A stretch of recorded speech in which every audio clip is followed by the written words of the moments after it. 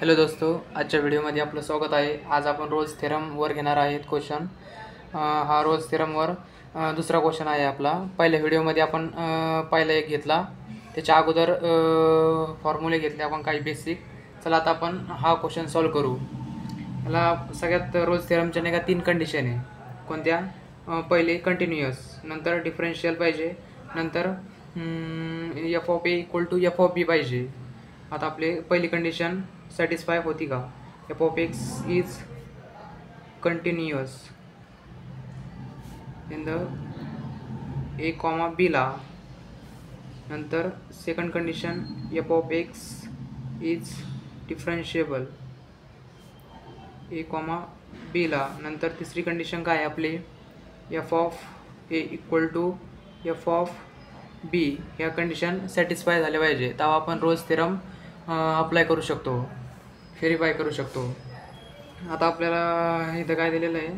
ए आणि बीचे व्हॅल्यू 3 आणि 7 ही झाली एची व्हॅल्यू, ही झाली बीची व्हॅल्यू। फक्त आता आपल्या इक्वेशनमध्ये फक्त ए आणि बी ठेवायचे मध्ये। F of x equal to x square 10x plus 16, एक्सची व्हॅल्यू 3, नंतर एक्सची व्हॅल्यू 7।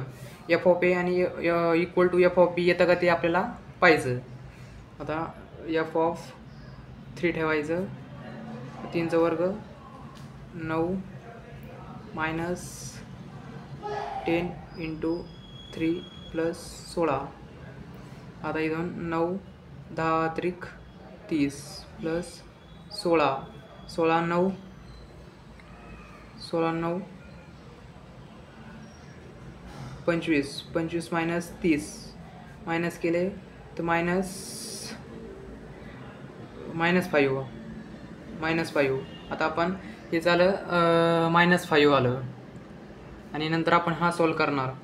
नंतर f of 7 equal to x square minus 10x plus 16 equal to x स्क्वेअरच्या जागेवर 7 ठेवायचं। 7चा वर्ग 49 मायनस 10 इंटू 7 प्लस 16, 49, तसेच 10 7 70 प्लस 16। 70मधून 49 गेले तर मायनस 21 उरते प्लस 16, आणि 21मधून 16 गेले तर -5 उरते। आता एफ ऑफ ए आपलं काय आलेलं आहे? सेम आलेले आहे आन्सर, एफ ऑफ 3 आणि F of 7। F of A equal to F of B same आलेले आहे, F of 3 equal to F of 7। Rolle's theorem इथं व्हेरीफाय झालेला आहे। आता आपल्याला कायची व्हॅल्यू काढायची सी। तर सिम्पल काय करायचं माहिती आहे का?